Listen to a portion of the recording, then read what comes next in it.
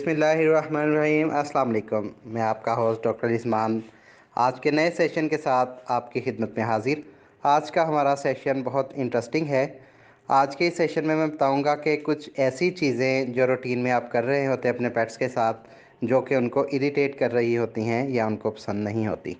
तो सबसे पहले नंबर पे और मोस्ट इम्पॉर्टेंट थिंग, कैट जो है ये एक बहुत ही साफ़ सुथरी ब्रीड है।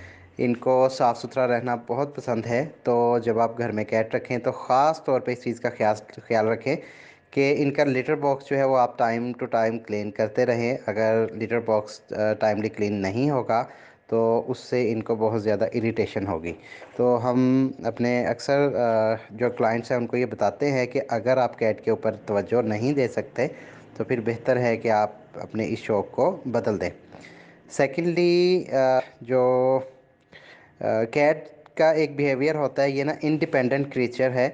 और इसका मतलब है कि अगर हम इनको प्रेशराइज़ करके रखेंगे या इनको फ्री स्पेस नहीं देंगे तो ये स्ट्रेस में आ जाएंगी। तो इस चीज़ का आपने ख्याल रखना है कि आपने बहुत ज़्यादा इस पर बॉसी जो एक बिहेवियर होता है वो नहीं रखना। नेक्स्ट है कि don't yell at your cat. मतलब कि आपने अपनी कैट के ऊपर येल नहीं करना, चिल्लाना नहीं है, चीखना नहीं है, ऊंची आवाज़ में बात नहीं करनी कैट के साथ। और कोई भी ऐसा इरिटेंट आसपास में आपने देख लेना है जिससे आवाज़ बहुत ज़्यादा, कोई ड्राउनी आवाज़ हो या कोई इरिटेटिंग साउंड अगर प्रोड्यूस हो रही हो, तो उस चीज़ को भी आप जो है वो साइड पे कर दें या रिप्लेस कर दें। नेक्स्ट एक बहुत इम्पोर्टेंट पॉइंट होता है बास्केट यूजेज। तो आप जब भी अपनी कैट को आमतौर पे बास्केट में डालते हैं, उसको लग रहा होता है कि अब मुझे वेट के पास लेके जाएंगे, अब मुझे इंजेक्शन लगेगा। तो अगर तो आप अपनी कैट को सिर्फ वेट के पास लेके जाने के लिए बास्केट में डालते हैं तो ये अच्छी प्रैक्टिस नहीं है। इसमें दो तीन चीज़ें आप लाजमी तौर पे माइंड में रखें। एक तो बास्केट हर टाइम उसके सामने रखें और उसका जो गेट है उसको ओपन रखें, ताकि कैट का जब दिल करे उस बास्केट के अंदर चली जाए, बाहर आ जाए। उसके बाद आप इसको घुमाने के लिए या किसी इसकी अच्छी जगह पे लेके जाने के लिए इस बास्केट को यूज़ कर सकते हैं, ताकि जब भी आप बास्केट का यूज़ करें तो आपकी कैट स्ट्रेस में ना आए। आमतौर पे ये होता है कि अगर आपने बास्केट जो है वो सिर्फ वेट को विज़िट करने के लिए रखी हुई है, तो आप जब भी बास्केट के अंदर लेके जाएंगे तो आपकी कैट जो है वो स्ट्रेस में आ जाएगी। नेक्स्ट एक बहुत बहुत ज़रूरी एक पॉइंट है कि do not bath your cat frequently. अगर आपकी कैट को ज़रूरत नहीं है तो आप फ्रीक्वेंटली उनको बाथ ना दें, क्योंकि बाथिंग जो है वो इनके लिए स्ट्रेस काज कर सकती है, जिससे इनको कुछ इश्यूज़ आ सकते हैं, बीमार हो सकती हैं आपकी कैट्स।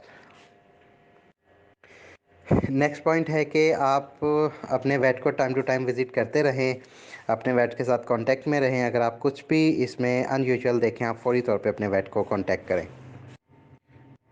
नेक्स्ट बहुत इम्पॉर्टेंट पॉइंट ये है कि do not give bones to your cat. कुछ लोग ऐसे सोचते हैं कि शायद हम कुक मीट देंगे तो उसके साथ जो बॉन होती है हम अगर वो देते रहें तो कैट के लिए वो ठीक है। तो ऐसा बिल्कुल भी नहीं है। और रूटीन में हमारे पास ये भी आता है कि कुछ लोग जो है अपनी कैट्स को जो फ़िश की बॉन्स होती हैं वो प्रोवाइड कर देते हैं कि इससे कैल्शियम मिलेगा। ये बहुत गलत प्रैक्टिस है। ये आपकी कैट के थ्रोट में या स्टमक में जाके स्टिक हो सकती हैं, जिसका नुकसान बहुत हैवी किस्म का हो सकता है कि आपको सर्जरी भी करवानी पड़ सकती है। नेक्स्ट है कि do not only stick with the dry cat food. तो ये मैं पहले भी बता चुका हूँ कि सिर्फ ड्राई कैट फूड देंगे तो आपकी कैट को डिहाइड्रेशन हो जाएगी। तो आप कोशिश करें कि वेट फूड को भी साथ शामिल रखें। इसमें एक प्रैक्टिस ये भी होती है कि आप वाटर भी ऐड कर सकते हैं अपनी फ़ूड के साथ। और वाटर इनटेक करने के हवाले से मैं बहुत सारी वीडियोस में इसकी इम्पोर्टेंस भी बता चुका हूँ, उसका तरीके भी बता चुका हूँ। तो उसमें यह है कि आप कैट फाउंटेन यूज़ कर सकते हैं, रनिंग वाटर, क्योंकि आपकी कैट को पसंद होता है। नेक्स्ट पॉइंट है कि do not dress up your cat if it is not required. वैसे तो ये है कि सीज़नल चेंजेस के हवाले से अगर आपकी कैट को ज़रूरत है तो आप उसको स्वेटर या ड्रेस वगैरह पहना सकते हैं। अननेसेसरली आप अपनी कैट अननेसेसरी ड्रेसिंग जो है वो आपकी कैट को स्ट्रेस में ला सकती है। एक बहुत इम्पोर्टेंट पॉइंट ये होता है कि do not feed them milk. कुछ लोग हमसे पूछते हैं कि क्या हम इनको मिल्क दे सकते हैं, नहीं दे सकते। तो मिल्क जो है ये इनके लिए नेसेसरी, ये कंपलसरी नहीं होता। तो इससे एक चीज़ ये होती है कि लैक्टोज इंटॉलरेंस जो है वो कुछ कैट्स में देखने में आती है, जिससे इंडाइजेशन और डिफरेंट एब्डोमिनल इश्यूज जो हैं वो देखने में आ जाते हैं। तो ये चीज़ आप कोशिश करें कि आप मिल्क उनको, अपनी कैट्स को ना दें, और अगर देना भी हो तो कोशिश करें जितना दूध है उतना ही पानी डाल के दें, उससे डाइजेशन कुछ हद तक बेहतर हो जाती है। और नेक्स्ट पॉइंट है कि do not feed them irregularly. ये इस बारे में भी मैं पहले बता चुका हूँ कि अपनी कैट का एक प्रॉपर रूटीन आप बना लीजिए कि आप दिन में 2 3 या 4 दफ़ा फ़ीड कर रहे हैं। उसी रूटीन पे के हिसाब से आप डेली बेस पे इनको फ़ीड करवाएं। आप इरेगुलर फ़ीड करवाएंगे तो उससे डाइजेशन जो है वो इम्पेयर होती है, डाइजेशन ख़राब होती है। तो उससे भी कुछ प्रॉब्लम्स आपको देखने में आ सकते हैं।